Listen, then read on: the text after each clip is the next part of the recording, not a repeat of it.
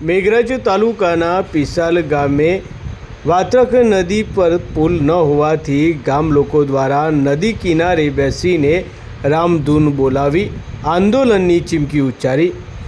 તારીખ 28 ઓગસ્ટ બપોરે 2 થી 5 વાગ્યાના અરસામાં મેઘરજ તાલુકાના પિસાલ ગામે સ્થાનિક લોકો દ્વારા વાત્રક નદીના કિનારે બેસીને રામધૂન બોલાવીને સૂત્રોચ્ચાર કર્યા હતા। નોંધનીય છે કે છેલ્લા કેટલાય વર્ષોથી પિસાલ ગામેથી પસાર થતી વાત્રક નદી પર પુલ બનાવવાની માંગને લઈને સ્થાનિકો દ્વારા અનેકવાર ઉચ્ચ કક્ષાએ રજૂઆત કરી છે। તેમ છતાં તંત્ર દ્વારા કોઈ પણ કાર્યવાહી કરવામાં ન આવતા સ્થાનિક લોકો રોષે ભરાયા છે।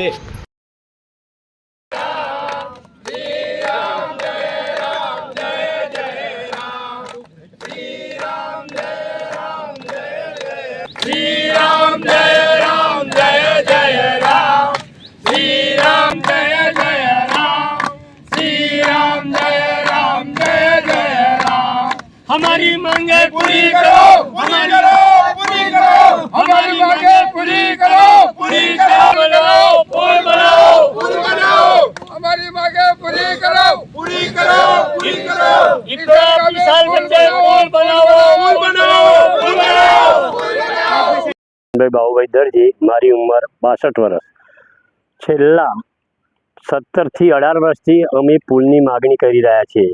અમારો પુલ અરવલ્લી જિલ્લાના મેઘરજ તાલુકાના પિસાલ ગામના ઈપરુઆ પિસાલ વાત્રક નદી વચ્ચેનો પુલ વારંવાર રજૂઆત કરીને થાકી ગયા છે। 3 વાર દરખાસ્તો બની છે। આ પુલ બનાવવા માટે અમે વારંવાર મુખ્યમંત્રીશ્રીને પણ રજૂઆત કરેલી છે। તેમ છતાં આજ દિન સુધી આનું કોઈ નિરાકરણ આવેલ નથી અને આ પુલ બનવાથી 30 થી 40 ગામોને ફાયદા છે। જો કે ઈપરુઆ પિસાલ કંભરોડા સિસોદરા કાનેડા ગાજણ એવી 3 થી 4 પંચાયતોને લાગુ પડે છે અને અમારે મેઘરજ જવું હોય તો ફક્ત 6 થી 7 કિલોમીટરમાં જઈ શકાય એમ છે। પણ અત્યારે ચોમાસા દરમિયાન અમારે 35 થી 40 કિલોમીટર ફરીને જવું પડે છે। તેમ છતાં અમે આજ દિન સુધી વારંવાર રજૂઆત કરી, આંદોલન કર્યો, તેમ છતાં આજ દિન સુધી કોઈ પુલનું નિરાકરણ થતું નહીં। અત્યારે ધારાસભ્ય પણ અમારા છે, જિલ્લા પ્રમુખ પણ અમારા છે, જિલ્લા સંગઠનના પ્રમુખ પણ અમારા છે, ડેલિકેટ પણ અમારી સીટના છે।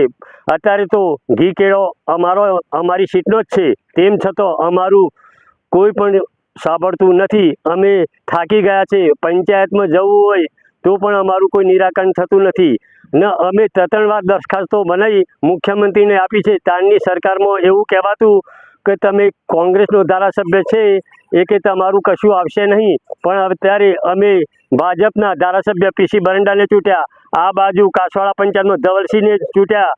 તેમ છતાં અમારા એરિયામાં 2 ધારાસભ્ય હોવા છતાં અમારા પુલનું કોઈ કામ થતું નથી અને વારંવાર આશ્વાસન આપવામાં આવે છે કે આ બજેટમાં થઈ જશે, આ બજેટમાં થઈ જશે। કોણ ક્યારે થઈ જશે?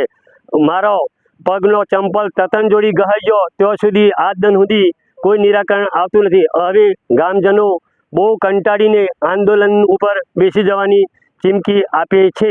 હસ્તુ।